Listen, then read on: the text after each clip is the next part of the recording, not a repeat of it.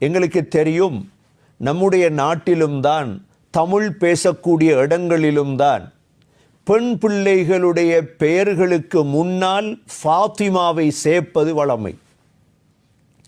எவ்வாறு ஆண் பிள்ளைகளுடைய பெயருக்கு முன்னால் முஹம்மதை சேர்ப்பார்களோ, ஆண் பிள்ளைகளுடைய பெயருக்கு முன்னால் எவ்வாறு முகமது பஷீர், முகமது முஜீப் என்று சேர்ப்பார்களோ, இதே போன்று பெண் பிள்ளைகளுக்கு முன்னால் என்ன செய்வார்கள்? ஃபாத்திமாவை சேர்ப்பார்கள். ஃபாத்திமா அனீசா என்பார்கள், ஃபாத்திமா முஜாஹிதா என்று வைப்பார்கள். ஏன் இவ்வாறு ஃபாத்திமா என்ற பெயரை சேர்ப்பது? எங்களுடைய முன்னோர்களுக்கு ஆசை இருந்தது, ஒவ்வொரு பெண் பிள்ளையையும் முஸ்லிம் சமூகத்தில் ஃபாத்திமா ரதியல்லாஹு அன்ஹாவை போன்று ஆக்கி எடுக்க வேண்டும்.